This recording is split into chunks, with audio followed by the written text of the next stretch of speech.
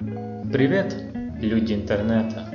Вот и мой снеговик подошел, на который я потратил 2,5 дня моей работы. Сразу скажу, что я работал сам при помощи одной лопаты и стремянки. Так как большинство видео это таймлапсы, я подумал, что будет хорошо озвучить это закадровым голосом. Вот вы видите меня, который бросает лопатой снега для того, чтобы сформировать первый шар снеговика. А эти две палочки похожи на каких-то человечек, который поднял руки вверх.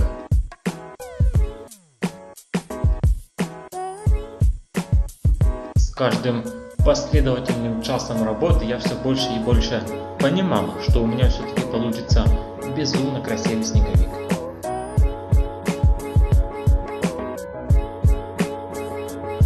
Формируя второй слой снеговика, я работал на всю длину лопаты, то есть выше уже практически некуда. За первый день работы у меня получилась такая себе округлая пирамидка. День второй, у меня все болит. Вот что я сделал за вчерашний день. Работаю только лопатой.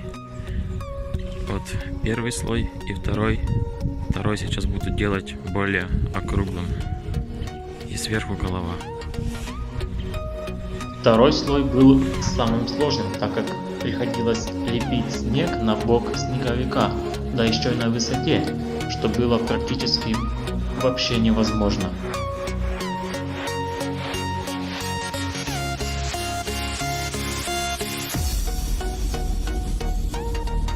Точно могу сказать, что эта часть работы была самой сложной, так как и по выносливости меня, да и по времени.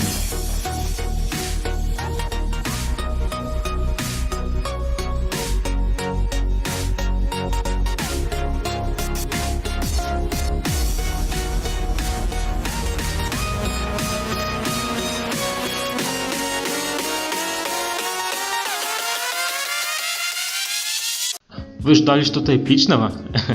В этой работе нет ничего эпичнее, кроме моих падений. Я просто покажу вам, чем я был занят 3 дня. 30, 31 и 1 числа. Дабы сформировать голову, я использовал стремянку, вылазил на 5 ступенек вверх и опять работал на всю длину лопаты, то есть выше некуда. Если кому-то интересно, сколько у меня это заняло по времени, то в первый день у меня ушло 2 часа до обеда и 2 часа после, то есть 4 часа в первый день. Второй день, 4-5, даже 5 часов было.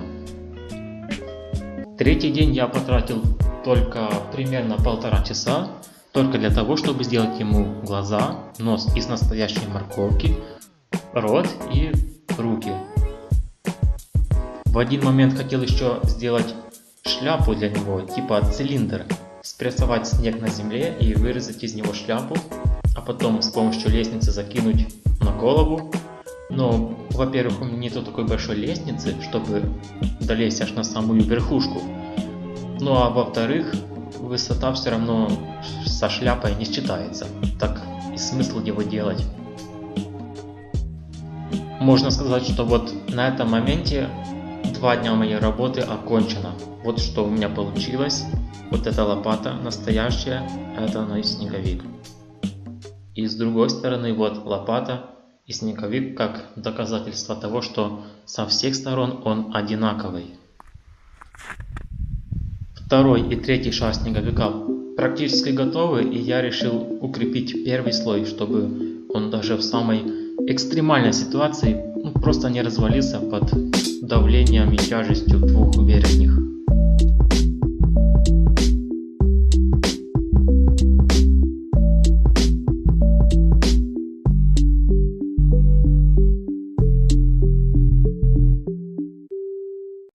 Вот такая штука у меня получилась за 2 дня работы.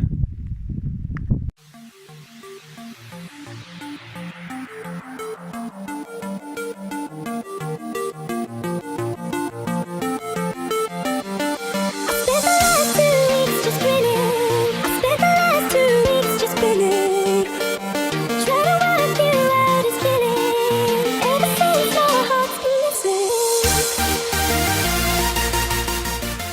На третий день с самого утречка докидаю третий шар, чтобы он был максимально высоким. И делаю ему лицо. Как-то вот так и только туда. Ага, туда. Только еще нужно найти стремянку, чтобы туда вылезти, потому что та, которой я работал, слишком маленькая. Ну вот и финал. Вставляю глаза и нос из морковки. Сейчас вставляю рот. Вот и рот вставил. В принципе, у снеговика даже получились уши. Дальше делаю руки из веток. Получились даже с пальцами. Хотя бы 4 хватит. Ставлю правую руку и снеговик практически готовый. На 90%. Можно было и лучше, но хватит. С меня уже хватит. Стал похож на какого-то снеговика из компьютерной игры. Правда, я не помню какой. Ну и в принципе пришло время измерить снеговика, чтобы узнать, какой он все-таки высоты и кто победит в конкурсе.